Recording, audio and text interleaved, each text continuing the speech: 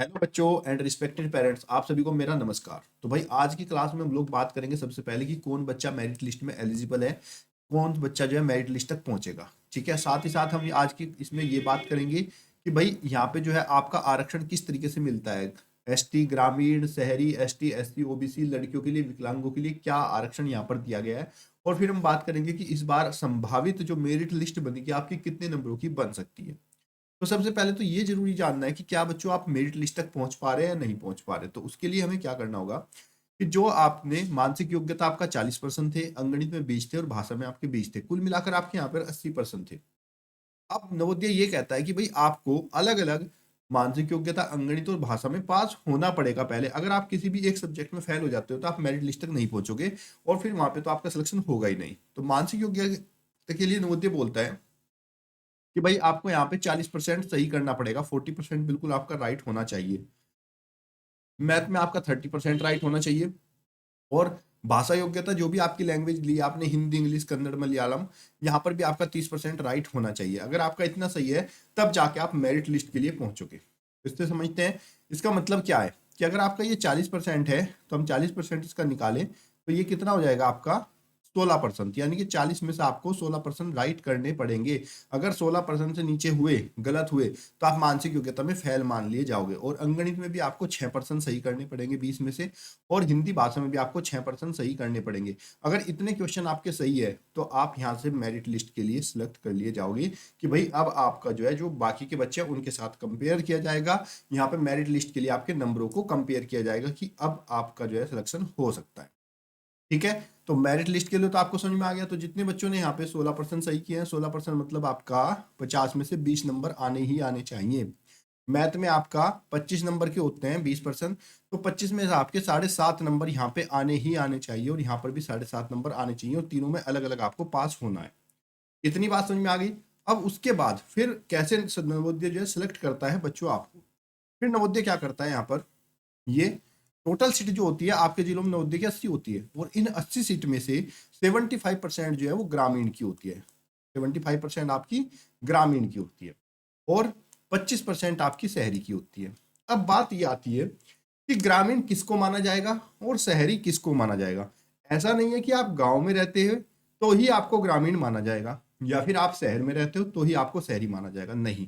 नवोदय इस बात से नहीं मानता है कि भाई आप कहाँ पे रहते हो।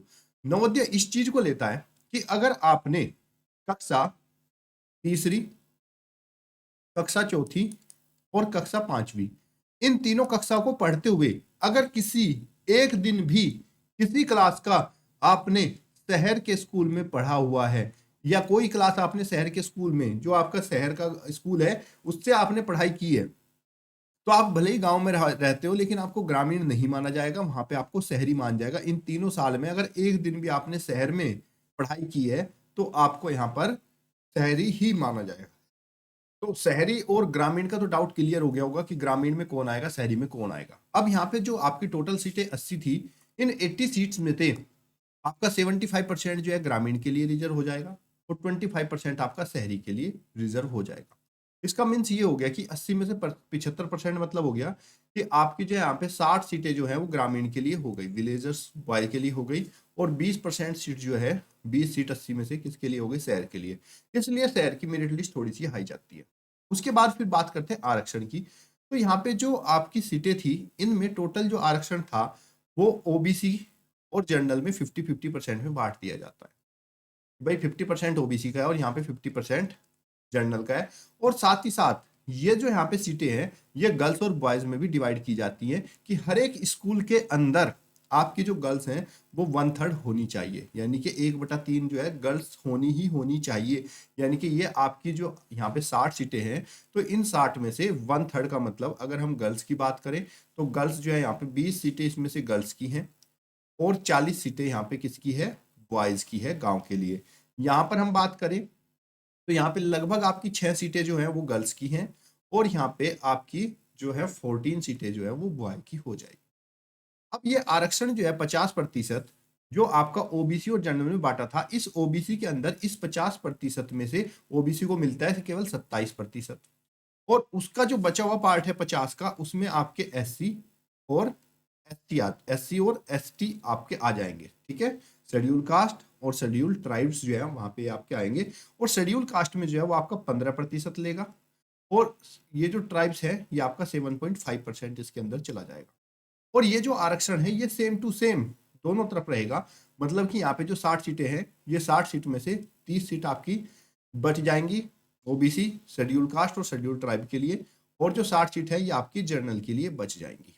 सिमिलरली यही यहाँ पे डिवाइडेशन होगा, 10 सीट आपकी जो है ओबीसी और 10 सीट आपको जनरल लेके जाएगा शहरी में।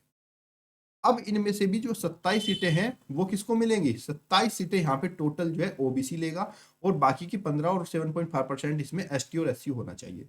अब यहाँ पे जनरल वाले सोच रहे होंगे भाई हमारे लिए तो टोटल कितनी आधा 30% सीटें जो है हमें मिल गई, तो यानी कि जनरल को लगेगा कि हमारा सिलेक्शन होगा, नहीं, क्योंकि यहाँ पे ये कैटेगरी आरक्षण लगता कब है, सबसे पहले क्या होता है कि मान लो यहाँ पे कोई ओबीसी का बच्चा है और उस ओबीसी के हाई रैंक आ रही है, उस ओबीसी की हाई रैंक आ रही है, मतलब कि उसकी मेरिट लिस्ट जो है अच्छे नंबर आए हुए, तो ये अच्छा नंबर जो होता है वो जनरल के समान ही माना जाता है, तो वो ये बची हुई 50% की सीट है उनमें उनको गिना जाएगा। और जब यहाँ पे हमारे ओबीसी या फिर एसटी एससी के बच्चे के मार्क्स कम आते हैं तब उसके ऊपर ये आरक्षण लागू कर दिया जाता है, और इस आरक्षण के तहत इतनी सीटें इसमें से इनको भरनी ही भरनी है।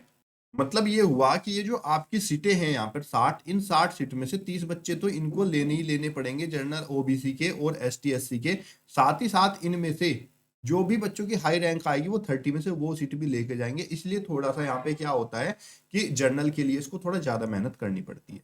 और यही सेम टू सेम आरक्षण हमारा गर्ल्स और बॉयज में और गाँव और शहरी के लिए भी चलेगा आपका। तो आपको ये तो समझ में आ गया होगा कि किस तरीके से जो है यहाँ पे सीटों का डिवाइडेशन किया गया है।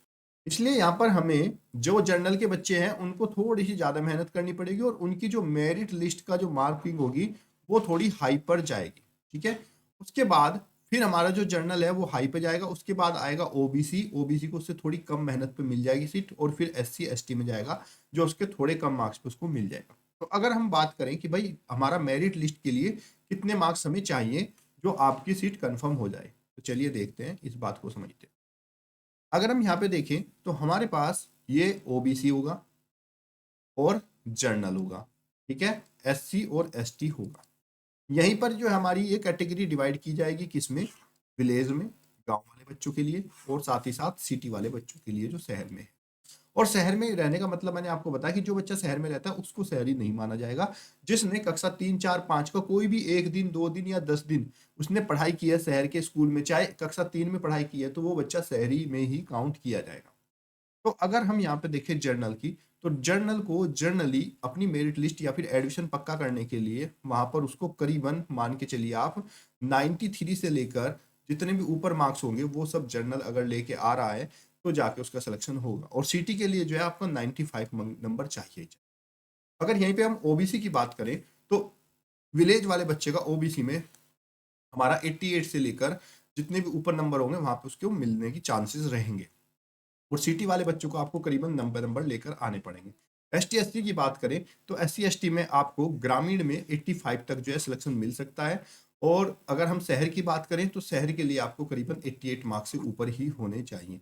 अगर आपके इतने मार्क्स हैं तो आपकी सीट यहाँ पे बिल्कुल पक्की है, 100% आपका यहाँ पे सिलेक्शन हो जाएगा। तो मैं उम्मीद करता हूँ दोस्तों कि आपको अच्छे से पता चल गया होगा कि कहाँ कहाँ पर आपका किस तरीके से सिलेक्शन होता है, किस तरीके से मेरिट लिस्ट बनती है। ये सारे डाउट इस क्लास में जो है आपके क्लियर हुए होंगे। साथ ही साथ सबसे जरूरी है आपका क्वालिफाइंग मार्क्स, कि अगर आपने यहाँ पे 16% मानसिक योग्यता और 6% अंगणित और 6% हिंदी भाषा में या जो भी आपकी लैंग्वेज है उसमें आपने कवर किए हैं, तो आप यहाँ से मेरिट लिस्ट के लिए चले गए हो। और मेरिट लिस्ट के बाद जो जो मैंने आपको बताया इस तरीके से आपका यहाँ पे होने वाला है सिलेक्शन, कि 80 सीट है, 80 सीट में से 60 जो है वो आपकी गांव के लिए है, 20 आपकी शहर के लिए, इस पे लगेगा आपका आरक्षण, और इस टोटल आरक्षण के अकॉर्डिंग आपका सिलेक्शन होगा। और बस आप समझ लीजिए 85 से नीचे वालों का तो सिलेक्शन यहाँ पे होने वाला नहीं है, चाहे कोई, क्योंकि बच्चों आजकल मेरिट लिस्ट बहुत हाई जाती है, कॉम्पिटिशन भी अच्छा है, और सीटें यहाँ पे अभी तक बढ़ाई नहीं गई, केवल 80 ही सीट है। उम्मीद करता हूँ आपको ये जानकारी पूरी समझ में आ गई होगी। रिजल्ट का अपडेट मैं आपको जल्दी दे दूंगा कि कब तक आपका रिजल्ट आएगा, और तब तक जो है 9th क्लास जो है उसका सिलेबस हमने शुरू कर दिया, 10 फरवरी को पेपर है। तब तक के लिए धन्यवाद, जय हिंद, जय भारत, बेस्ट ऑफ लक।